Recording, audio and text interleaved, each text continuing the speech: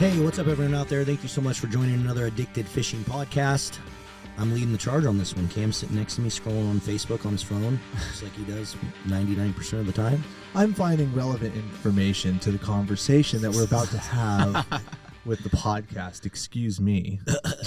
And I've been fishing all day, so I'm trying to catch up. We got a guest. We got a special guest we're going to have joining us here in just a few minutes. One of our awesome sponsors. Stoked to have you guys talk to him and talk a little bit about their products. We also got Mr. Ryan here from Riverside Guide Service. Yeah.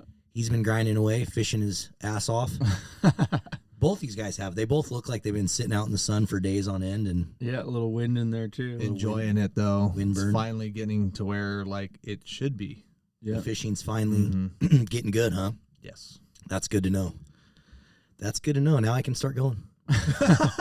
Well, you already burned all your time during that Lower I Columbia know. dismal freaking season of the 2-bite wonder. I literally put in like 12 straight days out there and hooked 3 fish. Yeah.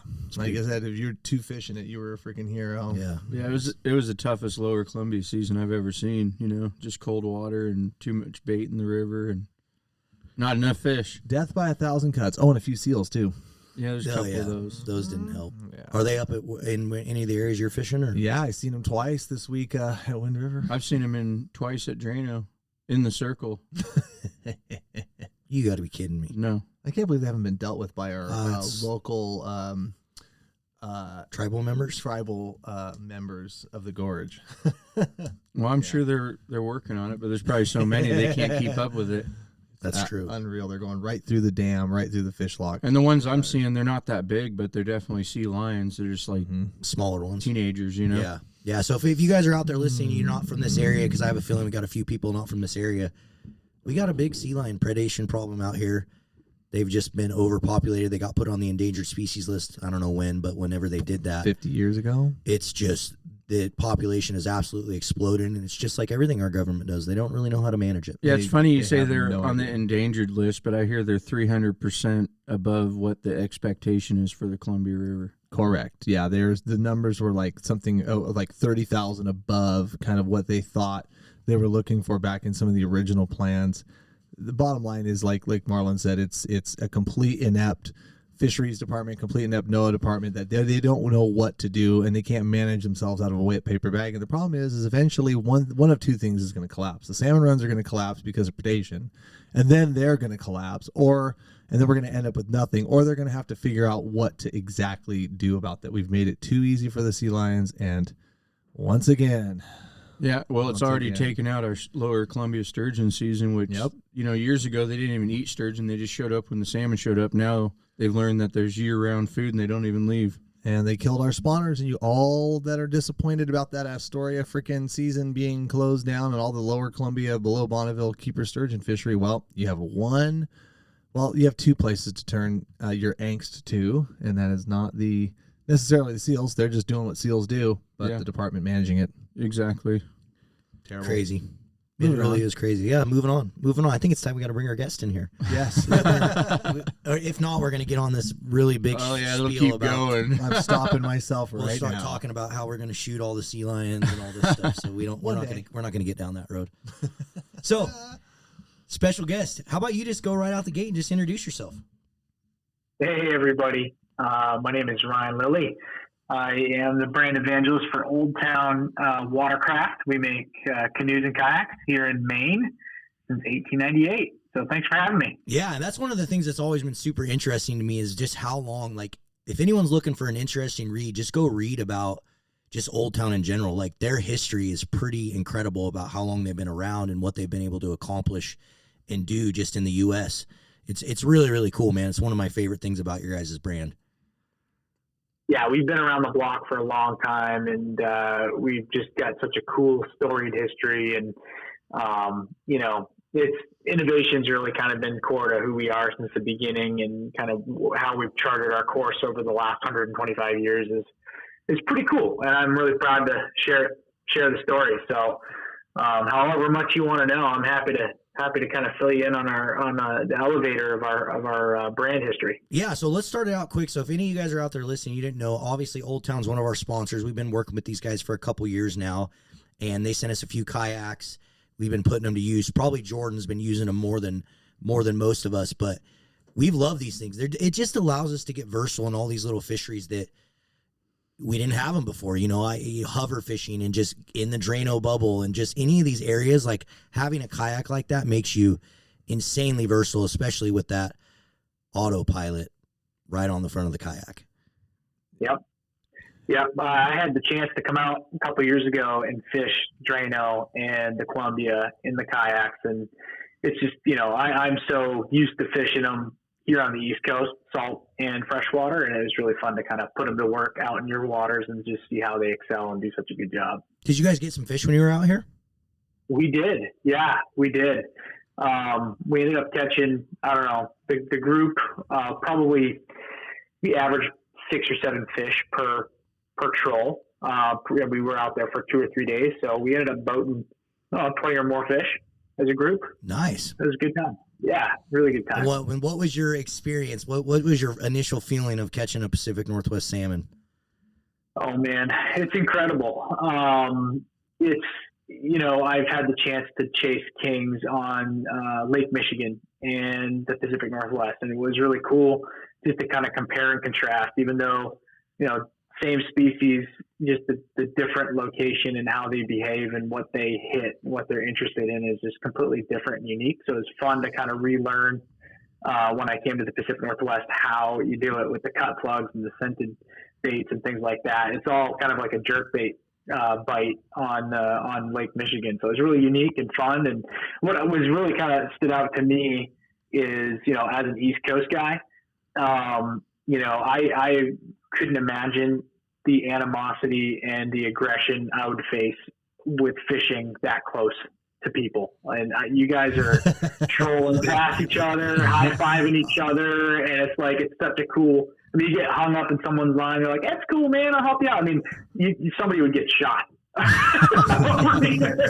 So you guys have a really cool scene, and it's just really cool to see the community just enjoy being out there together. That was what was my biggest takeaway. Well, and these two guys sitting here obviously know it a lot more than me, and I'll let them kind of speak to it. But I think a lot of us anglers out here in the Northwest, due to the management of our fisheries, we've kind of all had to adapt into these areas like this where we are forced to fish around a lot of anglers, and we don't really have a choice. And so I think the guys that do it, they just kind of have an open mind and try to be positive and just know, like, look, this is where I got to be to catch fish. Everyone's going to be here. Let's deal with it and catch fish. What do you guys think? I think you're absolutely right. Yeah. I mean, it's, and one thing that's funny too, you know, with the you know, talking about kayak fishing, and we see these kayakers coming out to the bubble. Well, like today, out in the main stem, well, I shouldn't say the main stem, but out in the wind, you know, a bite flared up, and it was pretty good fishing, and like boats were getting them, but there was a couple kayakers out there running around their old towns. And I noticed, like, those two guys, when they would go over the fish, because they were in real shallow water, those fish were sitting about 12, 15 feet deep. They weren't, you know, down off the edge in 20, 30 feet. There was a bit of current out there. The fish were kind of pushed in. And both those guys whacked their fish, like, right at the start of kind of the bite, even before a lot of these guys in the big sleds, like myself, like, finally finished out our fish. Now, granted, they only need one fish, but they caught that one fish really fast. And it's because those guys are being stealthy. We're trying to put light leads on our gear and trying to get it back kind of away from our boats, away from our motors, using wide, long bow rods to get things off to the side of the boat to try to kind of reduce our presence just over our gear. But those two kayakers freaking went in there, doink, doink, and I saw them like both catch fish about 5 minutes away from each other, and 8 o'clock they were kayaking, they're pedaling their butts right back to the ramp. That's an interesting perspective on it. Something to think about. Things get more crowded, you know, having that stealthy opportunity and being able to be, like I said, lessening your presence over those fish and getting a good troll through them and getting a good bait to them. It's a thing for sure. Definitely a thing. Definitely a thing. You probably saw that while you were out here too. Like when you guys were trolling around, we'll take Drano, for example. I mean, it had to have been awesome to be in that kayak because it's just so versatile and smaller. It's a lot smaller. You know, Ryan's sitting here and he's got a 24-foot boat. Yeah. Yeah, and you're in there in just a 12 or 13-foot kayak. It's got to be really nice just cruising around in the bubble. It is. And, you know, what's cool is, you know, kayaks have advanced so much to where you can outfit your kayak to have all the capabilities of a larger fishing craft. So it's like, you can have all the creature comforts of fishing off of a big boat in that smaller, package. And it just allows you to kind of get to places that a big boat can't get to, or if you're fishing with a group that can't decide what exactly, half the boat wants to go this way, half the boat wants to go this way. You can kind of fish together, but do your own program, which is really cool too. So there's a lot of advantages to it, and outside of the transporting and, storing it when you get home is a lot easier. Maintenance is a lot easier. So, aside from the affordability aspect of it, there are some unique advantages of running a kayak for sure. One of the other unique things that I'm seeing a lot of guys do is, they're outfitting these kayaks with, really the top of the line electronics, whether it's the lives, whether it's side scan, side imaging. And now some of these guys are going into some of these like local bass ponds and stuff that you can't have gas engines in there, and going in there and freaking getting them, because they're applying, like technologies that you wouldn't really think would be at some of our little local like pond haunts, and they're going in there and they're using that stuff to figure it out, because these kayaks are outfitted with, like I said, they're top of the line, they're state of the art, they are competitive fishing in that very small package that a lot of the bigger boats just can't go to. I saw a guy in Drano 2 days ago. I swear he had a 16-inch screen on that thing. Like, he had a 16-inch screen, and this thing was like as fancy as any of the boats out there. You know what I mean? That's so awesome. Yeah. Well, that's one thing, Ryan, as we've kind of promoted Old Town and talked about, that's one of the things that I always talk about with people is like, hey, this is a really good way to get into like an entry watercraft and not have to spend $30,000, $40,000, $50,000, $60,000, $90,000, which some of our boats are. And you can be into one and for $5,000, $6,000, $7,000 and really have like a fully outfitted badass boat. Yep. Yeah, So- I outfitted a boat for iCast and Bassmaster just to show kind of what's possible. And when you factor in the hull, and I had a couple screens on there, one for side imaging, a Helix 9 for side, and then a Helix 9 hooked up to 360. And I had some other upgrades to it, and you roll that up. I mean, again, that was as high as you're probably going to spend, but that was $12,000 or $13,000 outfitted, and it's going to give you the same experience as a big boat at a fraction of the cost. But you can go as simple as you want too. Like, there's days that I go out blind without a fish finder, and I'm just as productive, and I keep it simple. But sky's the limit with these platforms, which is super cool. And I like how you said platform, because that's one of the things I think has changed. A lot of people think kayak, I can't stand up, I can't do this. Well, with these kayaks, you can legitimately like stand up well on the kayak, and it's really stable. It's crazy. I stand and fish 90% of the time. Like I have an autopilot. I run 3 or 4 different kayaks, but my daily driver is the autopilot 136. It's a 13.5-foot kayak. And if you flip that thing over, it looks like a pontoon boat. Like, it's 2 big pontoons with a channel down the middle. So it's exceedingly stable. You're going to fall out of it before you tip the hull. So very, very stable. We make a variety of different hull shapes for different applications. Like, we've got some hull shapes that are optimized for, surf launching and, big water, rough water. We have really stable hull designs. So we have a variety of different hull shapes to match, different applications. But yes, I mean, even our quote unquote tippier kayaks are still very, very stable, and they've come a long way over the last 10 years. Really the main concern for most people is stability, and we've more than, delivered a product that really, if anybody's nervous about it, they'll get in at a retail demo, and the first thing they say is, wow, that's a lot more stable than I thought it was going to be. And that's just all the work and the R&D time that we've put behind, making sure that the hull performs, but it's also very, very stable, even for big people. There's no question, because even out in some of our bigger salmon fisheries, I'm talking like down in the estuaries, offshore, even in the Columbia River Gorge, where it's just windy. I'm not talking about just the lake. I'm talking about, basically out in the wind and the water. And man, there's some guys out there. I mean, and they're probably very experienced in those kayaks, but man, they're out there in some snotty stuff that you wouldn't think a kayak, and they're trolling away, catching away. I mean, absolutely. No issues there. No issues at all. What do you guys see the future like? You see these kayaks, everything's evolving. You guys are getting, more and more advanced. You're coming up with more creative holes and stuff. Where's kayak fishing going? Like, what do you see coming down? I mean, to where are we going to see like larger kayaks, more technology involved as far as like some of the way they motor about? I mean, you can't really beat the spot lock in the with the Minn Kota and whatnot. But where can you guys go from here? Well, that's a great question. I think you're already kind of seeing where it's going. There's still a lot of purists. Not a lot. There's still some purists out there that prefer to paddle, but the lion's share of people that are getting into kayak fishing want their hands free.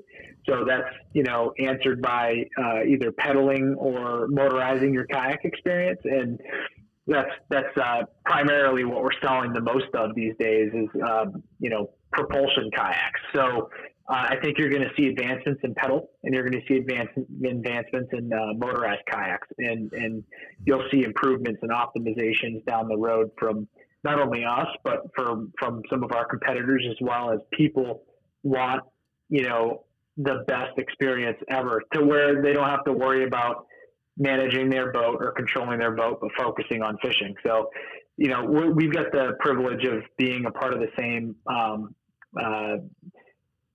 collection of brands as Minn Kota and Humminbird. So we've got the advantage of being able to work with engineers from our sister brands to really deliver an incredible fishing platform with some of these integrated technologies. So you'll see a lot more advancements in the next 10 years. The last 10 years, if you look back at our line 10 years ago to where we are today, it's incredible how much we've advanced. Sure. So I'm really excited to see where we go. But stability has been addressed. Now it's like, how can we optimize the platform and make it even more fishable than ever? I think a jet ski motor. A jet ski motor. I think that's what I was going to be my next question. Like, when are they going to put like a little jet in that? Whether it be electric or gas or something like that, and really get after it. I bet someone's thinking about it. Yeah. Good stuff. I was just asking him, like, where do you think kayak fishing's going, or where do you think this technology is going to go? One of the things that we've seen specifically out here in the Northwest is, I'm sure you guys have seen it too, but kayak fishing is definitely like exploded. Like, there's so many more people like using and fishing kayaks. I think a lot of it happened through COVID, right, Ryan? Yeah, that was definitely, we had a lot of tailwinds going into COVID just because we launched the Sportsman line in 2020, right before the world shut down. But because, people didn't have Little League to go to anymore, or the movies or whatever, they were looking for those outdoor experiences. So with our new products that came out, coupled with just millions and millions and more people wanting to get outside and buy a fishing license again and a hunting license again, we saw an incredible uptick in participation in our space. And so, that's definitely been incredible, just welcoming a lot more people into the fold. And honestly, it's not people necessarily that don't own boats, that can't afford boats. It's people that own boats that want a different experience too. So we're selling to people that can't afford boats or don't have the ability to store or maintain a boat that are buying them. But we're also finding that people that own, $80,000, $90,000, $100,000 fishing boats can't access parts of the lake or areas around them that they can't get their boat into, and they want to fish and have the same experience as their big boat. So we're seeing some big boat people start to invest in kayak fishing as well, because it just gives you another way, a new experience to do the thing that you love. Absolutely. That's the thing I'm excited about, with having mine, is like, I love chasing big largemouth bass. And a lot of the areas that I go, you can't have motors at all. Can't have any sort of motor whatsoever. So the electric, you can have electric. And so that's where the autopilot, it's just going to really, I'm stoked, because normally I have a little aluminum boat that I throw in the back of my thing, and then I got to throw the battery in there and then throw the trolling motor in there. And it's tippy and it's going to kill me. Yeah, it's tippy and it's just not, the kayak's such a better experience. Thinking for waterfowl hunting and elk hunting, getting into those little creeks and streams and stuff like that. I don't know how many guys are using it for that, but it's definitely could be in the arsenal to get you away and get you deeper into spots. For sure. Easily. Yeah, that'd be huge. And we definitely do sell quite a few crafts to people that hunt as well. I'm a big waterfowl and whitetail hunter, and just having the ability to kind of sneak in and just having water as a way to access these water water access only spots for whitetail is incredible, or turkey hunting, but it's a fun platform to duck hunt out of too. Because if you don't have a dog or your dog's just not well trained, the kayak is your way to get in. It's also your retriever, and you can brush it in and hide it pretty easily too. Yeah, so for sure. it's a really fun way to duck hunt. Yeah. I didn't even think about using it to retrieve the ducks. That's cool. That's really cool. Well, Ryan, I appreciate you joining us. Is there anything that you want to kind of tell the addicts out there or anyone listening? Like, do you guys got anything new coming you want to give us a little sneak peek on, or anything else you kind of want to say before we let you go? We got you on our live feed tonight, so. Yeah. We've been around since 1898. We make our products up here in Maine. We're really proud of what we do. And, for those that are in the Pacific Northwest that are interested in trying or exploring what we have, Next Adventure right there in Portland is a great retailer of ours. We have a handful of retailers. If you check us out at oldtownwatercraft.com, we've got a dealer locator. If you want to maybe do our kayak finder to see which one's right for you, check it out. And if you guys have any listeners have any questions, you can find me on Instagram at Ryan S. Lilly, and I'm happy to field any questions that anybody has. Awesome. And these guys also have their own social platforms, guys. You can look up Old Town Canoes and Kayaks on Instagram and basically any of the social platforms, and I'm sure you can get questions answered there as well. So we appreciate you joining us, Ryan. We'll see you in just a few minutes on the live feed. Sounds good. Thanks. You bet. Now it's just us. Cam's looking at me with what did you just do right there? He's working on his phone. No, I didn't realize. No, we'll talk about that later. It's Springer season, and it's Springer season, and both these guys are tired really as hell, and they don't know what to say. I've been on an 8-day bender in a row, and it's 2 a.m. wake up. Yeah, I don't watch for you. You know what I've been doing, guys? 4 a.m. Shed hunting. Ooh. I've been out looking for elk sheds. I found 6 one day. I found You 7 hammered one day. them. You hammered those sheds. I've been doing good. Nice. I've been doing good. It's been a fun couple days. I'm planning a trip over to the Blues. I'm gonna have to get over there and try to find some big ones. Nice. What did you say to me when you're like, oh, you said we smoked them, or we like, it's basically like you're insinuating that you caught a bunch of them. But I'm like, you did that to sheds? Like I can't remember if you said hammered or no, you said smashed them. You said smashed. yeah, we we smashed them. I'm like, you smashed the sheds? Like, how? Smashed them. Hey, all my fellow addicts out there that are shed fans, they know what it is. No, I know, but I was just like, it's kind of like when your wife comes home, like you're deer hunting, and you catch any? You catch so any you don't deer. really catch. I feel like you don't smash sheds. You find sheds. I mean, smash fish. Smash is kind of like it's a term that can Yeah, be it can be used for really, lots of things. Yes, we know. there's a lot of things I like to smash. You know what I'm saying? There's a bunch of access deer up where I'm staying, and they lost their antlers 2 days ago, and they're in a high fence, and some of my roommates they're like, oh man, we want to jump that and get those sheds. So that's funny that you say boy. that. Yeah, and we won't go into the story I was about to tell. Never mind. Probably a good idea. Probably a good idea. Well, before we kind of get off here, because me and Ryan got 10 minutes to eat our food before we get out of here. But anything else you guys want to say? Anything else you got coming up? Exciting Just news? glad it warmed up finally, and the water temps came up, and the fish seemed to be biting a lot better. It was a pretty brutal spring and winter, I guess. I don't know. The spring seemed to be a little bit more brutal than the wintertime, and just good to see fish showing up and good action and good weather, you know? Yeah, things are definitely looking up. And I do know one thing, guys. I know Ryan has some seats out there, so if you guys want to get out fishing, now's the time. Now is the time to put the best eating fish on the planet in your fridge, in your freezers, on your smokers. I had Springer last night. We killed 8 yesterday, 6 the day before, and I've even been able to eat some myself the last couple of days. Yeah, so he's been smashing them, guys. So I've said this a lot, but I highly, highly recommend Riverside Guide Service. Hit him up. Go fishing. He's a fun guy to fish with. You're going to learn a lot. And really, in that fishery up there that he's doing right now, he's one of the best. I'm just going to say it out there. Anyone can try to deny it, but he is. So if you want to go fishing, get up there with him. And if you want to go fishing with Cam, you have to book 2 years in advance. Ooh, I hate to tell you, Cameron, but 2 boats trolled by me the other day, and they're like, "You're the legend. You're the legend of this lake." Oh, no. I was like, Hey, oh, yeah. That's good. That's good. 'Cause I don't want to be called legend. And second off, I don't want to be on that lake, so you can have it. Well, awesome, guys. We appreciate you tuning in. Thanks so much, Ryan. What's your phone number if they want to get a hold of you, or where can they get booked? Best trips? way is you can contact us at 253-397-7780 if you want to call. And if not, just look us up on Facebook, Riverside Guide Service. What's your website? The new one's riversideguide.com. There you go. Riversideguide.com. That's probably one of the best ways, guys. You can get on there, fill out his contact form, get all the information, tell him what trip you want to do. So riversideguide.com. And huge shout out to Old Town Kayaks. We appreciate them. Awesome supporter of Addicted. Go out there, look into some kayak fishing. It's definitely fun. And if you guys have been thinking about it, the autopilots are the best. Yeah, I've seen, I don't know, probably like 30 to 40% increase this year in how many guys I see out there with the electrics and stuff, and they're getting them. Well, and the thing that's crazy too with like the Dakota lithiums and the new like lithium battery technology. Oh yeah.